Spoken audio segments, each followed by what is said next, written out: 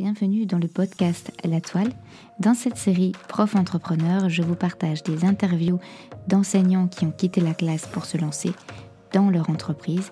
Je vous partage aussi mes réflexions, sources d'inspiration et différentes problématiques de collègues que j'accompagne dans une transition professionnelle.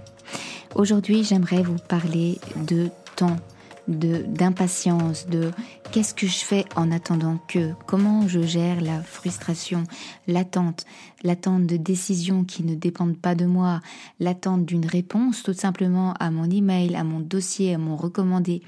Qu'est-ce que je fais dans cette attente-là ?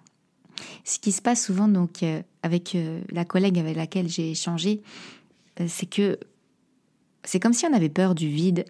C'est que tout d'un coup, on se retrouve parfois avec du temps dont on ne sait même plus quoi faire, du temps qui nous paraît comme futile, du temps pendant lequel nous ne sommes plus ou nous ne savons plus qui nous sommes. Est-on encore un enseignant ? Est-on un enseignant en transition ? Est-on en projet de reconversion ou ne savons-nous même plus ce que nous sommes ?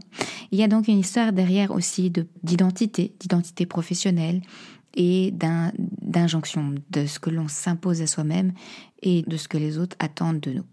Donc tout ça, on doit gérer avec tout ça, plus tout ce que nous avons à superviser pour notre projet, pour faire avancer les tâches au quotidien, pour gérer la famille, etc. Donc tout ça est bien difficile parfois à vivre et on se sent comme désarmé ou se sent comme inutile ou dans cette frustration de devoir attendre.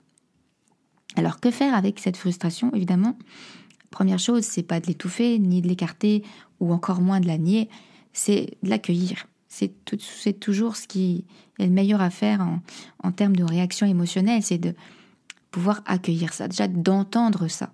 Oui, je suis impatiente, oui, je suis frustrée dans cette situation, parfois même en colère face à une injustice, un dossier qui traîne.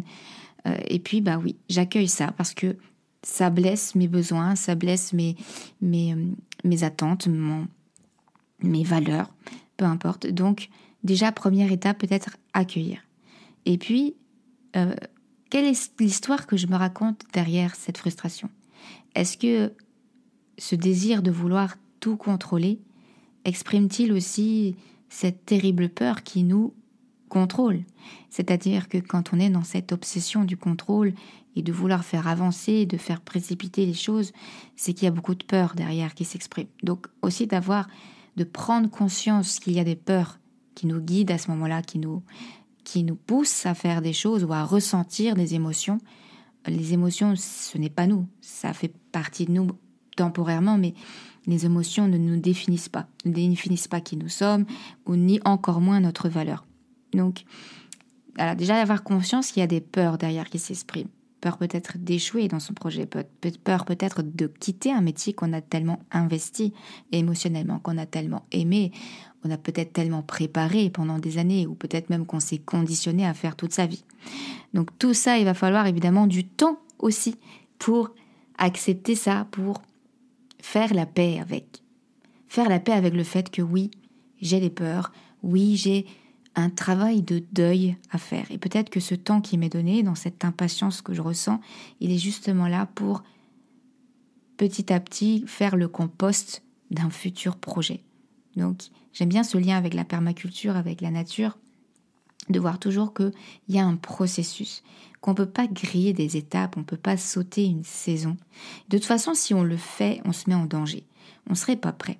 J'ai vu des collègues qui se sont précipités ou qui ont voulu se précipiter à faire ou en croyant que c'était le bon moment et puis finalement elles n'étaient pas prêtes, elles n'avaient pas de fondation solide, elles n'avaient pas fait ce travail justement de compost et du coup il y avait rien. La tige a levé rapidement, la graine a vite germé pour finir par mourir avec l'absence d'eau et de terre. Donc ça ne fonctionne pas.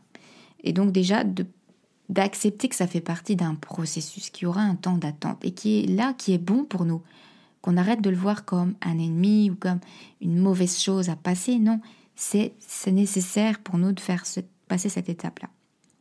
Puis peut-être que je vous inviterai à aller creuser dans ces ressources-là que vous avez, qui sont ces merveilleuses agilités, Dans le bilan agile que je développe, je parle beaucoup de ces agilités et je les organise autour de 4 domaines. Premier domaine, les agilités émotionnelles. Donc on est dans le domaine de l'eau. L'eau, c'est les émotions, c'est la sphère émotionnelle.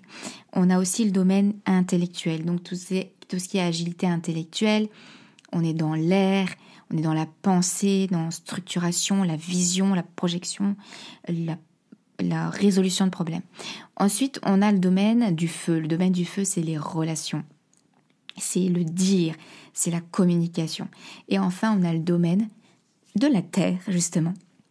Là où on va être prêt à agir, là où on va être prêt à entreprendre.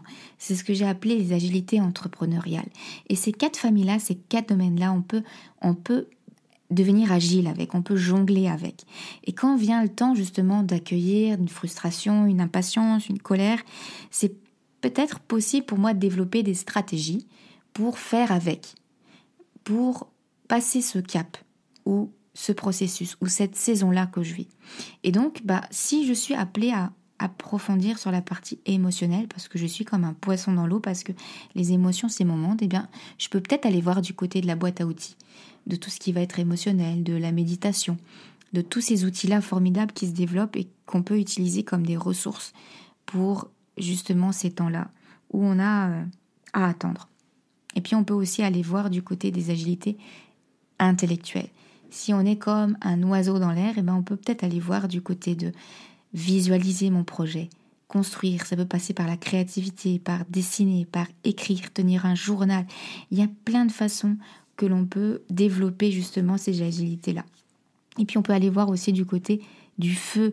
Est-ce que c'est le temps peut-être d'aller faire des rencontres, de parler, de communiquer sur son projet naissant, peut-être d'aller voir des témoignages, de parler avec des collègues qui ont fait ce qu'on veut faire ou qui sont plus avancés que nous. Ce que vous pouvez très bien faire dans le groupe de la reconversion enseignante. Et puis, dernière partie, c'est l'agir. Alors, si on n'est pas prêt à agir pour de vrai, on peut très bien commencer à agir des petites étapes intermédiaires, des actions qui font que ça va nous amener dans la direction où on veut aller. Et donc là, on peut planifier, on peut avoir des projets intermédiaires, des projets parallèles même, dans lesquels on peut venir tester un peu finalement sur quoi on a envie d'agir. Peut-être qu'à ce moment-là, vous dites « Ah, je suis perdue, je ne sais pas vers où me diriger, qu'est-ce qui me correspondrait? Est-ce que je dois aller approfondir la sphère de l'eau émotionnelle? Est-ce que je dois investir la sphère intellectuelle? Ou bien est-ce que je dois me concentrer sur la sphère relationnelle, mon réseau, mon entourage, des collègues? Ou encore la sphère entrepreneuriale, est-ce que c'est le temps d'agir? Est-ce que je peux déjà lancer des choses? » Donc peut-être si vous êtes dans ce flou-là, si vous ne savez pas qu'est-ce qui peut vous correspondre, comment vous nourrir pour désinvestir progressivement cette impatience. Je vous ai préparé un test sur vos agilités. Dans ce test, je vous pose des questions à travers lesquelles vous allez pouvoir cerner finalement dans quel domaine vous êtes le plus à l'aise. Par quoi commencer le plus simplement pour vous? Qu'est-ce qui est le plus intuitif, naturel, sur lequel vous avez le plus d'affinité pour aller nourrir cette sphère-là? Vous pouvez aussi choisir d'aller nourrir une sphère dans laquelle vous n'êtes pas forcément à l'aise. En réalité, il y a tellement de choses passionnantes à développer quand on est dans cette attente-là, quand on range son frein, quand on est encore dans le flou, dans les peurs. Il y a tellement de choses et on n'est pas obligé d'aller creuser directement là où ça fait mal. On peut aussi aller développer autre chose sur d'autres côtés. Je vois pas mal de collègues qui dessinent, qui peignent, qui écrivent des livres, qui arrivent à se créer un univers. Et quand on se crée cet univers-là, il y a très peu de choses qui peuvent nous atteindre. On devient plus résilient. Et d'ailleurs, c'est un peu le schéma que j'ai adopté, c'est vraiment cette résilience créative. La créativité au service de la résilience pour justement surmonter cette incertitude, ces tensions. Voilà, donc je vous invite à découvrir ça, à prendre le temps de vous explorer. Je pense que c'est la première étape, même avant toute action, toute entrée dans l'agir, c'est vraiment de prendre le temps de s'arrêter, respirer, parfois ne rien faire, parce que n'oublions pas que ne rien faire, ce n'est pas ne faire rien. Ne rien faire, c'est peut-être planter des graines pour la suite.